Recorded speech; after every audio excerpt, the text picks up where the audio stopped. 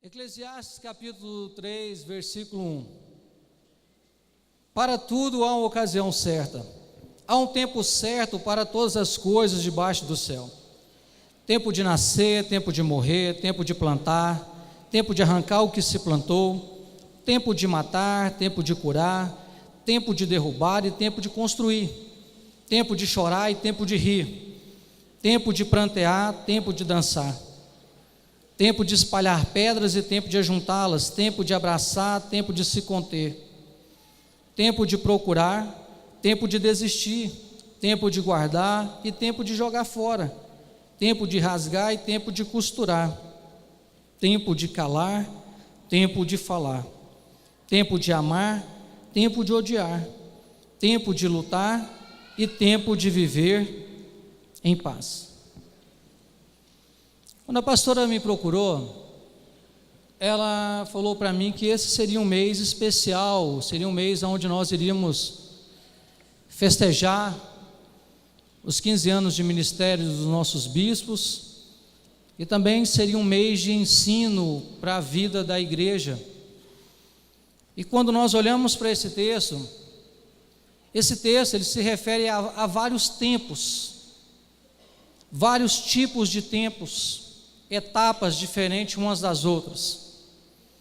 Eu acredito que nós como igreja, você como família, eu acredito que você já atravessou um desses tempos aqui. Em algum momento da sua vida você passou por alguns desses tempos aqui.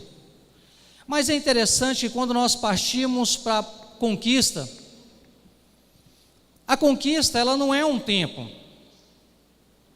A conquista ela não se enquadra dentro de um tempo determinado debaixo do céu. A conquista não é uma questão de um tempo marcado por Deus ou um tempo determinado por Deus para que uma conquista aconteça na minha vida e na sua vida. Não. Conquista é uma questão de decisão.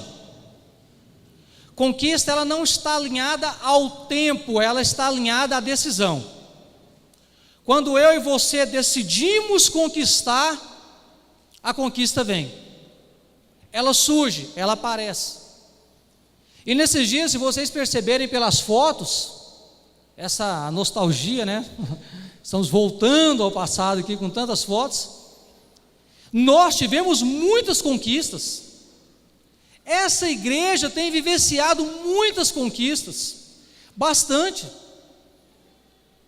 Nós estamos aqui hoje, rede de ensino, muitos diáconos, trabalho de criança, trabalho de jovens, mas tantas conquistas que nós tivemos aqui, pela graça e a misericórdia de Deus.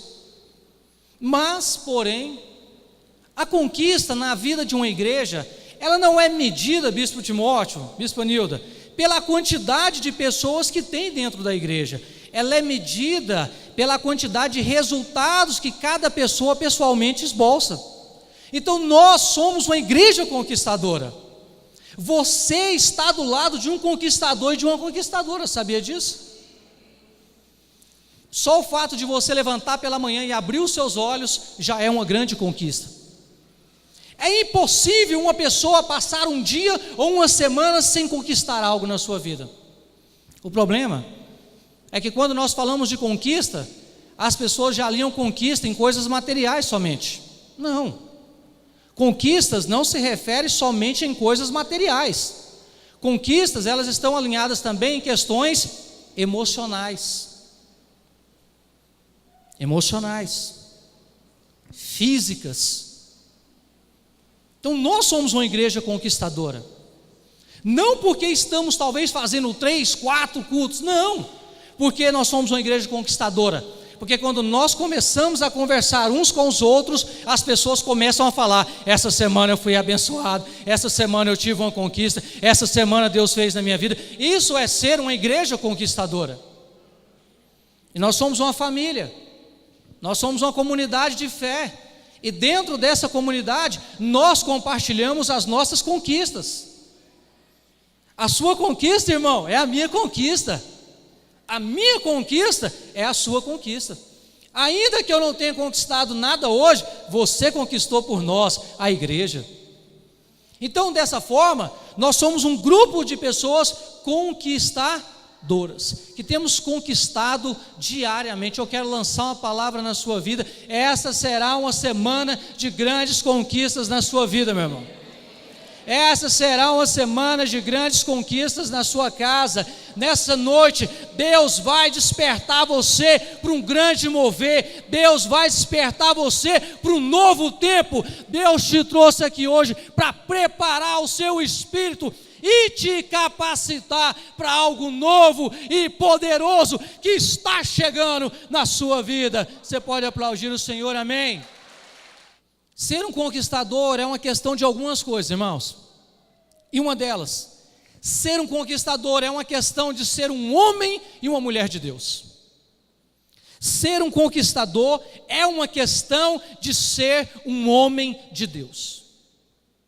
Para que uma conquista seja duradoura, palpável, é necessário que nós sejamos homens e mulheres de Deus.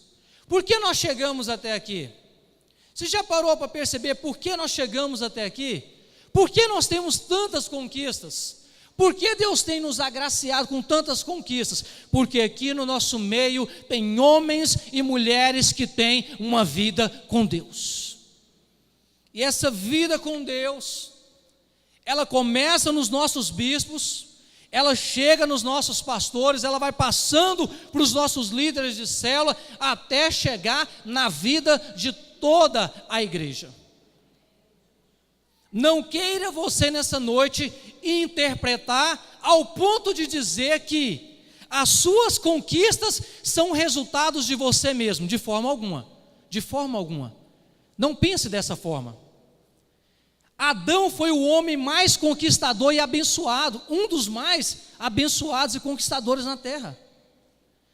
Deus permitiu que Adão conquistasse muitas coisas, autoridade, poder, nome para animal, uma moradia no Éden, né? A aldeia do vale é para os fracos, ele morava era no Éden. Mas é bom ir para a aldeia do vale também. Apesar que eu já moro bem próximo da aldeia do vale, né? Eu moro aqui no Santo Hilário. Já é uma conquista, né? Eu estou orando para eles colocarem Santo Hilário, expansão Aldeia do Vale 4. Não importa, irmão, importa é o nome, Aldeia do Vale, né? O que importa é isso. Então Adão, ele tem todas essas coisas, todas essas conquistas, mas num belo dia, Adão e Eva tiveram um problema na relação, uma conversa mal atravessada, e essa conversa resultou num pecado, e esse pecado resultou num afastamento do relacionamento com Deus. Olha só, o cara que tinha tudo, o cara que tinha paz, tinha autoridade, tinha domínio sobre todas as coisas, agora ele dá um vacilo, e nesse vacilo as coisas mudam. Primeira coisa, Gênesis capítulo 3, 19, agora a Bíblia fala que ele tem que trabalhar, não precisava, agora vai ter que trabalhar. Depois Deus perdoa ele, para complicar a vida dele, Deus fala para ele assim, que ele deveria ir embora do jardim. A Bíblia fala que ele deveria ir embora do jardim, e realmente foi o que aconteceu. Deus expulsou Adão do jardim, e ao expulsar ele do jardim, ele expulsa, fecha as portas, coloca 2 querubins. Aonde eu quero chegar com isso? Adão sem Deus perdeu toda a sua conquista. Muito cuidado, você que tem conquistado. A sua conquista é resultado da mão de Deus na sua vida. Essa igreja tem conquistado por causa do resultado da mão de Deus sobre nós. Ebenezer, até aqui o Senhor tem nos abençoado. Não podemos de forma alguma achar ou pensar que o que nós temos é por mérito nosso. Não, quando Adão perdeu a relação com Deus, ele perdeu a conquista que Deus tinha dado para ele. Não perca a sua relação com Deus. Seja uma pessoa teocentrismo. Eu coloquei aqui nessa manhã teocentrismo. Centrismo significa centro. Teo, no grego, teos, Deus. Então, Deus no centro. É igual teologia. Logia é estudo sobre Deus. Então, teocentrismo é Deus no centro, significa Deus no centro. Nessa noite, chama Deus para o centro da sua vida. Nessa noite, chama Deus para o centro da sua empresa. Chama Deus para o centro dos seus negócios. Chama Deus para o centro da sua família. E você vai ver que as suas conquistas serão imensuráveis.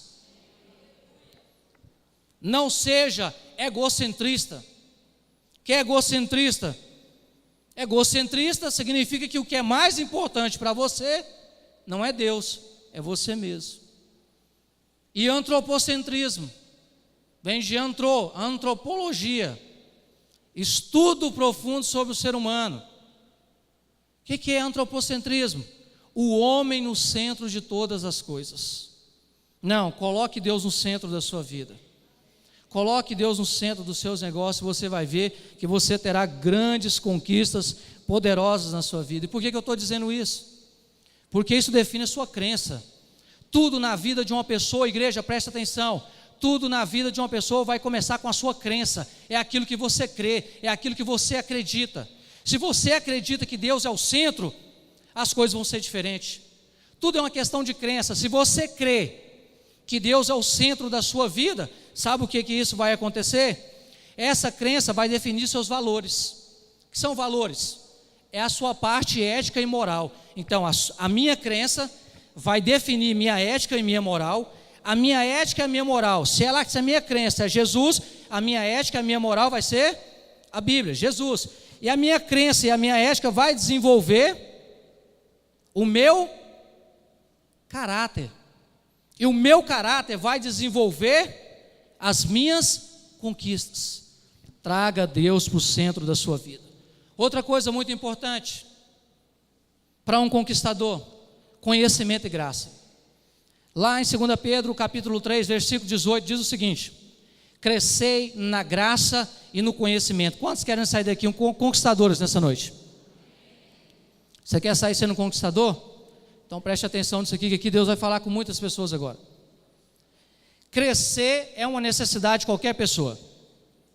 Crescer é uma necessidade de qualquer ser humano. Todo mundo precisa crescer, seja fisicamente ou intelectualmente. Todo mundo precisa crescer. Em algum momento da vida nós temos que crescer.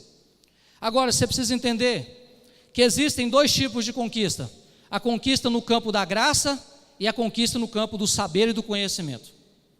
Conquista no campo da graça e conquista no campo do saber e do conhecimento. O que é crescer na graça? Crescer na graça significa estar próximo da cruz de Cristo. Crescer na graça significa ter experiências com Deus. A graça é receber de Deus coisas que, na lógica, eu não merecia. Graça é algo imerecível. O que é graça? Algo imerecível. A graça é algo que na minha ótica, na sua ótica, nós não merecíamos ter. Então Deus, pela sua graça, Ele nos dá. Então o que é a graça? A graça é uma geradora de experiências. Graça é experiências que nós temos com Deus. Isso é graça. A graça não vai exigir tanto esforço de você quanto conhecimento. A graça não vai exigir tanto esforço de mim, de você, quanto conhecimento. Por quê? Porque a graça não depende de mim, a graça depende de Deus. A graça não vai exigir tanto esforço de você para conquistar, porque a graça já vem de Deus, é dele, é Ele que dá. Já o conhecimento não, o conhecimento já depende de nós também, já requer um esforço maior de nós.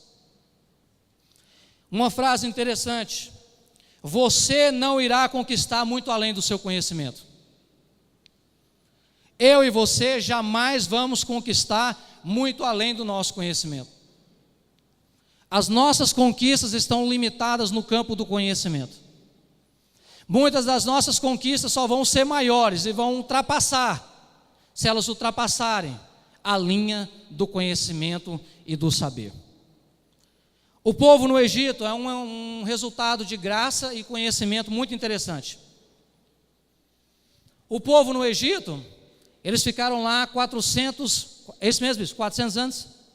400. Eles ficaram 400 anos ali, presos ali no Egito. Existe uma palavra que é muito parecida, existe uma palavra chamada cosmovisão. Cosmovisão, o que é cosmovisão? É a visão do mundo, a visão do universo. Cosmovisão.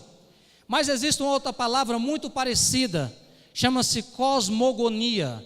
Cosmogonia. O que é cosmogonia? É um corpo de doutrinas e princípios religiosos que se preocupa em passar os seus ensinamentos a respeito do universo de geração para geração. Olha onde eu vou chegar agora. O povo vai para o deserto, o povo que entra no deserto, pastor Rosana, eles entram no deserto sabendo muito bem sobre o Deus de Israel, mas quando eles chegam no deserto, eles ficam lá 400 anos, sabe quantas gerações se passou lá? Provavelmente 4. E sabe o que aconteceu? Essa cosmogonia, essa visão, aos poucos ela foi deixando de ser passada de geração para geração. Então, quando chega na geração de Moisés, a geração que está no Egito não sabe quase nada sobre o Deus Todo-Poderoso. Aquela geração de Moisés não tinha informação quase que nada sobre o Deus de Israel. Na relação, na conversa entre Deus e Moisés, você vai perceber isso. E aí começa uma coisa muito interessante. Esse povo agora vai para o deserto, e quem acha que graça é coisa do Novo Testamento está equivocado. Graça já nasceu lá no Jardim do Éden já, porque Deus manifestou sua graça com Adão várias vezes. Olha a diferença agora entre graça e conhecimento. O povo no deserto agora, Deus leva eles para o deserto para conquistar. No deserto agora, eles começam a experimentar a graça de Deus, mar abrindo, pássaro caindo do céu, maná caindo do céu, tudo isso, pastor Davi, era graça. Eles estavam vivendo a graça o tempo todo. Quando você tem graça e não tem conhecimento, graça vira desgraça. Graça sem conhecimento, bispo, vira desgraça. Eles estão vivendo a graça, Deus provocando a graça na vida deles, mas a todo tempo eles não conheciam, não tinham conhecimento. O que eles faziam? Murmurava, reclamava, murmurava e reclamava, murmurava e reclamava. Por quê? Falta de conhecimento. Sabe por que nós estamos chegando aqui hoje, aonde nós estamos? Porque nós estamos debaixo da graça de Deus e nós somos uma igreja que temos conhecimento. Eu fico feliz, pastor Davi. Pastor Davi, a pastora Rosana hoje são os líderes da rede de ensino. E essa rede de ensino ela tem proporcionado conhecimento na vida da igreja. Como que a igreja está crescendo em conhecimento, irmãos? Nós temos aqui irmãos fazendo seminário lá no Serrinha. Cadê os irmãos fazendo seminário? Levanta a mão aí, tem uma galera fazendo seminário em outra igreja. Sabe o que é isso? Buscando conhecimento. Quando você tem graça, mas não tem conhecimento, em algum momento essa graça pode se tornar uma desgraça. Porque é o contrário. Porque você mesmo usufruindo dela, você não vai saber lidar com ela. Então guarde essa frase para você. A graça pode abrir portas para você. A graça abre portas, mas o conhecimento é que vai mantê-las abertas para você continuar lá. Graça vai abrir porta, mas permanecer lá é uma questão de conhecimento. Então eu começo a dizer para você: invista na sua vida, guerreiro. Invista nos seus negócios. Vai estudar, vai fazer curso. Tem pessoas aqui nessa noite, está aqui. Você sabe que Deus está falando com você, porque você está indeciso, se você faz ou não esse curso, se você investe ou não nesse negócio. É Deus falando com você. Amplia os seus negócios. Há alguns anos atrás, a gente está ficando velho, eu me lembro aqui que trabalhando com jovens aqui, junto com o pastor Gideão, eu era a favor dos jovens ir para a faculdade. Mas era uma época onde a maioria aqui não era a favor de faculdade. que a faculdade era um campo perigoso, era um campo demoníaco, os demônios passeavam nas faculdades, era aquela coisa toda. Passei até hoje. A questão não é a pessoa, é a cabeça da pessoa. Mas você vai ver onde eu vou chegar. A partir desse momento, a pastora Delma, na época, ela começou a fazer faculdade, e alguns jovens começou a fazer. Olha onde eu vou levar essa igreja nos próximos 10 anos agora, hein? E alguns jovens, pastor Davi, começou a fazer. Isso já tem uns 10 anos. E de 10 anos para cá, para uma igreja que durante o ano, era um jovem que se formava numa faculdade, hoje já são milhares e milhares de jovens que se formaram na faculdade e que estão cursando uma faculdade. Quem aqui dentro está cursando uma faculdade, levanta a mão. Glória a Deus, muitas pessoas lá no fundo. Muitas pessoas. Sabe por que eu estou dizendo isso para você? Porque uma igreja conquistadora, bispo, ela passa por uma igreja preparada. A conquista que nós vamos ter nos próximos 10 anos depende do preparo que a igreja está tendo hoje. A conquista que nós vamos ter daqui a 10 anos depende dos jovens, das pessoas, dos empresários que nós estamos preparando hoje nesse lugar. Quem são os médicos de amanhã? Quem serão os veterinários de amanhã? Quem serão os advogados de amanhã? Olha aonde eu vou levar você agora. Bispo Timóteo recentemente agora precisou acionar uma pessoa, um advogado, não foi, bispo? Da onde que ele é aqui? Da nossa igreja. Ele é da nossa igreja. Sabe de quem que eu estou falando? De um menino, adolescente, que há 10 anos atrás entrou na minha sala e falou assim: pastor, eu preciso ir para a cidade de Goiás estudar e fazer faculdade. O que o senhor acha? E eu falei: pega a tua trouxa e vai. É o Renatinho. Hoje ele está aqui. É um advogado. A igreja que nós queremos para daqui a 10 anos, ela precisa começar a nascer hoje. Porque a que nós temos hoje, nasceu 10 anos atrás. Agora parou, tem que nascer mais. Tem que nascer mais. Jovem, vai para a faculdade. Vai para a faculdade. Daqui uns tempos, já eu, numa certa idade, pastor Davi, nós vamos precisar de uns médicos mais baratos.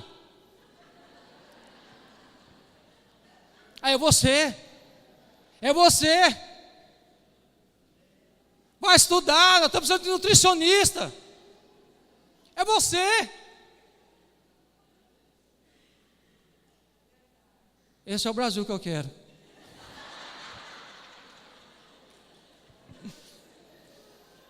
O Brasil que eu quero é esse. Com jovens, com a sua empresa, irmão. Você com a sua empresa, a gente encostando lá, você, maravilha, irmão. Glória a Deus. Semana eu saí com o bispo, gente, coisa. É igual a pastora Jean falou, as coisas simples, irmão, mas faz toda a diferença. Ela foi tomar um açaí. A irmã abençoou o açaí. Eita, glória, aleluia. Maravilha. Invista hoje. Invista hoje para se alegrar amanhã. Invista hoje. Nós estamos aqui colhendo. O que nós estamos fazendo aqui é colhendo algo que nós plantamos. Invista. Invista alto na sua conquista. O tamanho do seu investimento é o tamanho da sua conquista. Pouco investimento, pouca conquista. Alto investimento, alta conquista. A pastora chegou lá em casa semana e falou assim: tem uma notícia para te dar. Falei: o quê? A minha faculdade aumentou. Falei: eita, glória. Aumentou? Aumentou. Mas já está sendo psicólogo, já está servindo, já está ajudando, pastor Davi. Já está ajudando algumas pessoas. O ano que vem ela termina, e o ano que vem nós já temos aqui uma psicóloga. Você está entendendo onde eu quero te levar? Conquista. Conquista, mas toda conquista ela tem um preço. E a conquista de igreja, ela não se detém apenas na minha família. A conquista dela é a sua conquista. A conquista dela é sua, porque amanhã você vai precisar dela. Amanhã você vai precisar dela. Então a conquista dela é sua. Amanhã eu vou precisar de você. Apontei para o irmão aqui, quase que eu falei: eu vou precisar dele essa semana, aleluia. Então é assim, irmãos. Isso é igreja. Isso é igreja, é nós ajudando uns aos outros. Isso é conquista, irmão. Fiquei muito feliz. Eu fiquei feliz com a conquista do seu menino, do Gleno, não é verdade? abriu ali uma loja ali de bike, de bicicleta, não é verdade? Cadê ele? Ele está aí? É aqui no fundo. Aí estava aqui, que bênção. Um jovem, irmãos. Aí você passa lá hoje, está lá, é pequeno, tal. Você olha e fala, e agora? Mas daqui 5 anos, você passa lá, está ele lá com uma loja grande, empregando outros irmãos, ajudando outras pessoas, porque isso é um espírito de conquista. O bispo Timóteo e a bispa Nilda, eles são conquistadores. E o mais interessante é que eles envolvem a igreja nessas conquistas, irmãos. O que nós estamos vivenciando aqui nesses 15 dias é o resultado de um homem e de uma mulher que tem vida com Deus. De um homem e de uma mulher que o maior desejo do coração não é expandir uma coisa própria, não, é expandir o reino de Deus, aonde eu e você estamos inclusos nesse crescimento. Essa semana, saindo com eles ali, comendo um pastelzinho. Se você é dono de algum negócio, amém, irmão? Nos chama, glória a Deus, nós vai lá também. Conversando com o bispo Timóteo. Aí ele falou com a pastora e ele olhou, você sabe o que ele falou? Você sabe onde foi a gente falando de coisas de igreja? Olha o coração do bispo. Nós precisamos melhorar umas coisas na igreja. Nós precisamos comprar umas cadeiras melhor para os irmãos. Quantos aqui querem umas cadeiras melhor, irmãos? Aleluia! Ah, é por terra essas cadeiras, Senhor.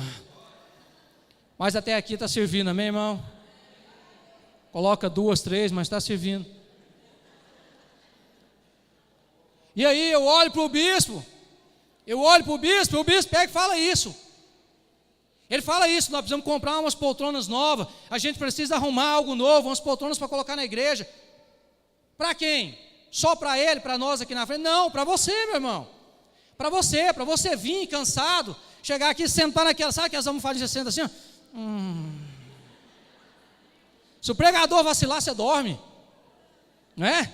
Ar-condicionado, aquela poltrona que você, ó, se apagar a luz, você dorme.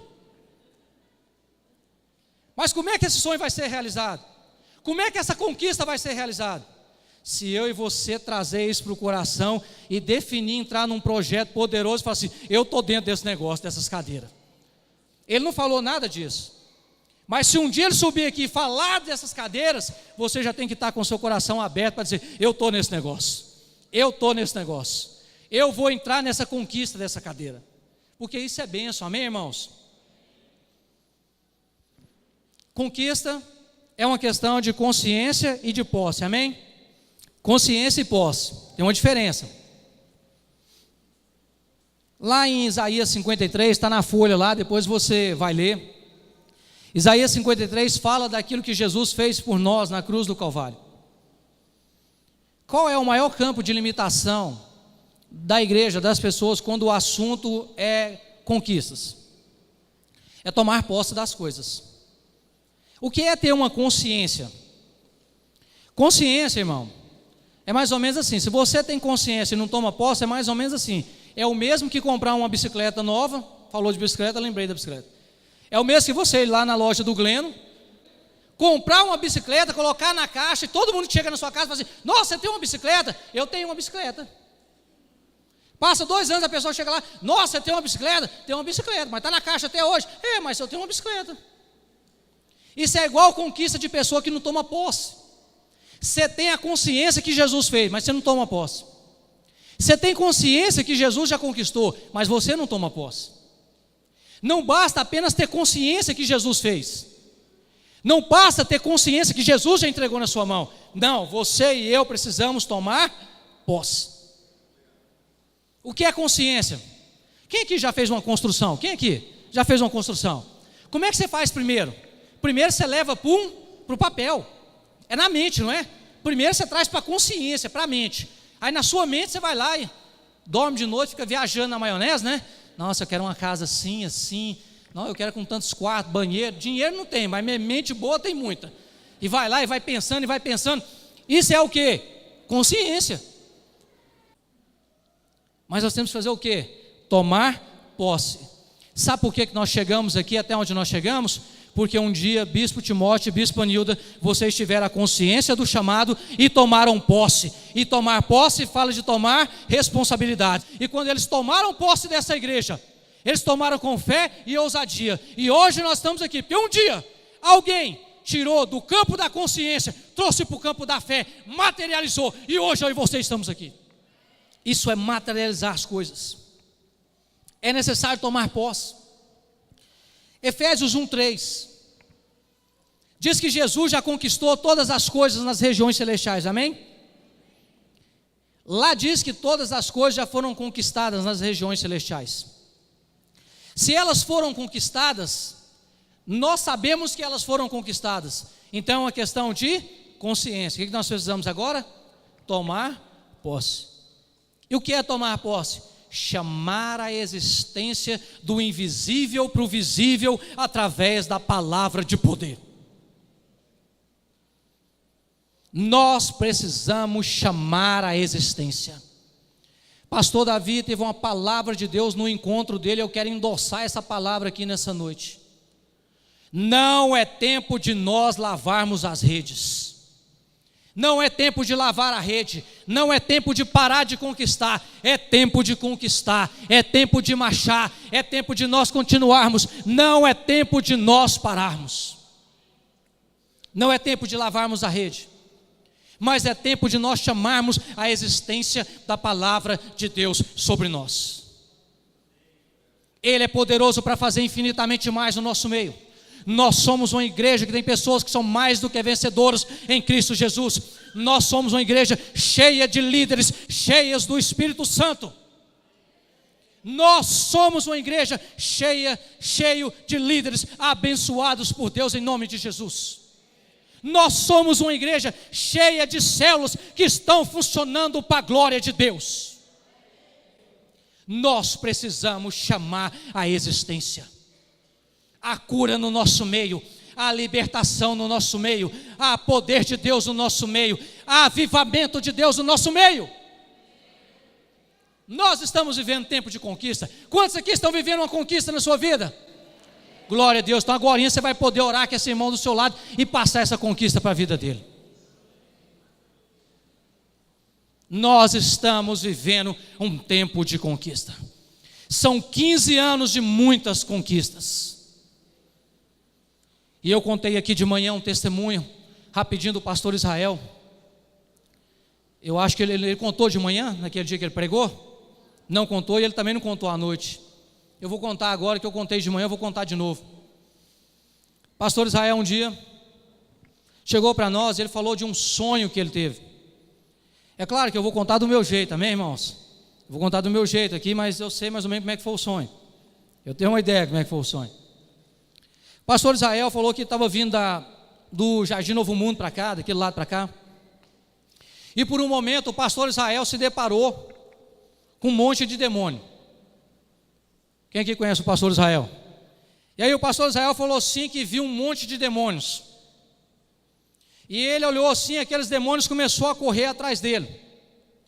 E o pastor Israel falou que foi correndo, e esses demônios correndo atrás dele, ele magrinho, né? Cambiquinho pequenininho, sequinho, né?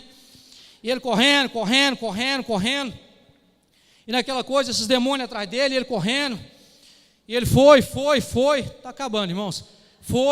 E ele foi correndo. Quando ele foi chegando aqui perto do Meia Ponte, ele olhou assim, tinha um alambrado, uma tela grandona.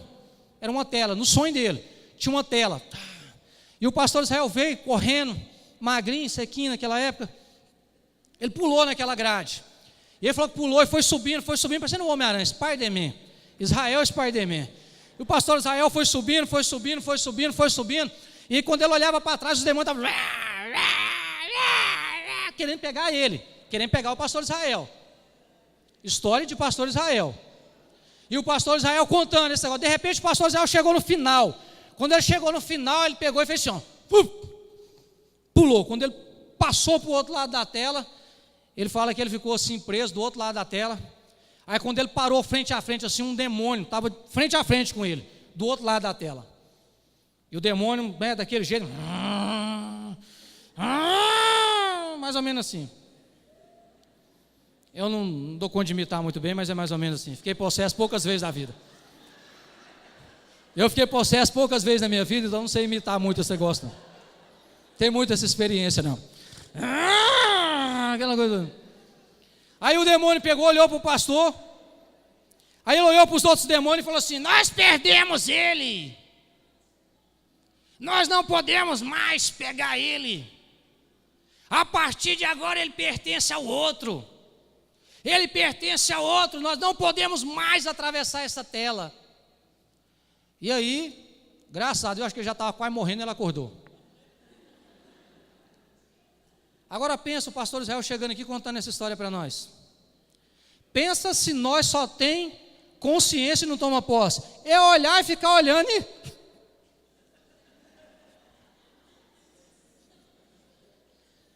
Ele contando. Mas se nós não é espiritual, o que ia acontecer? Ele contando e nós ia ficar assim. Era quantos? Tinha algum espírito. O pastor Israel chegou e ele contou. Olha a revelação do sonho. Você sabe por que se você está sentadinho, eu estou pregando aqui hoje? Olha onde o sonho do homem chegou. Quando ele chegou na casa dele, no outro dia, o Espírito Santo falou com ele. Naquele dia, a partir daquele dia, e é verdade, essa região aqui, né, Bispo Timóteo?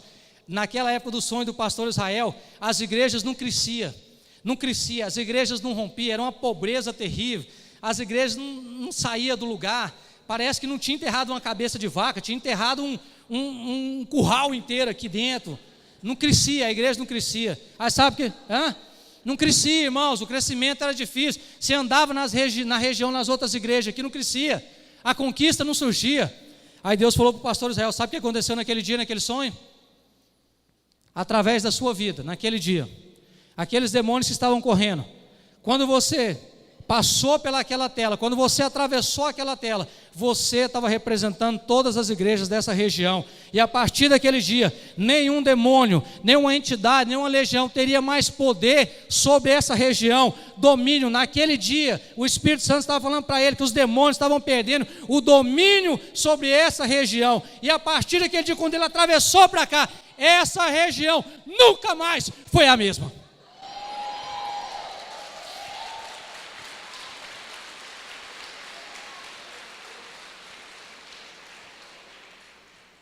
Está achando que é só a igreja? Não. Depois que ele teve essa visão, o que abriu de supermercado, o que abriu de loja, o que abriu de empresas para esse lado aqui, foi os montes. Aqui não tinha nada, nada. Aqui a única coisa que você comprava, e muito mal comprado, era pão. Era difícil. Ele representava no sonho a igreja de Vila Pedroso.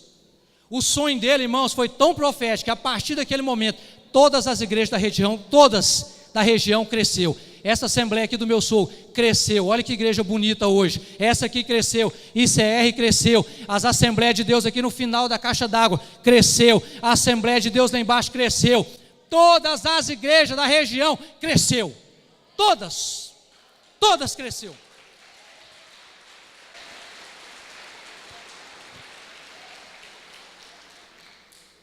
Então não é só uma questão de ter consciência, é uma questão de tomar posse.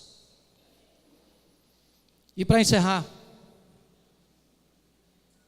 duas coisas nós temos que ter: visão e motivação. Não confunda visão com vistas. Visão é uma coisa, vista é outra. Pastor, o que é vista? Olha para cá, olha para mim.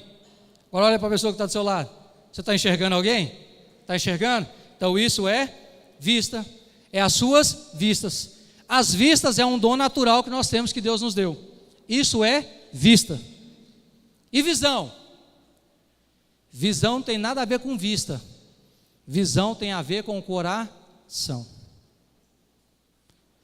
Eu estou diante de um líder e de uma líder que tem muito mais do que vistas. Tem visão. Muitos pastores ainda vão ser consagrados nesse lugar. Para te falar a verdade, eu posso compartilhar uma visão sua, bispa? A bispa nem aqui quer ficar mais. A visão dela é sair daqui para um lugar 2 vezes maior do que isso aqui. E nós já tomamos posse com ela. A Bíblia diz que nós não devemos andar por vista, mas nós devemos andar por visão. O que é visão?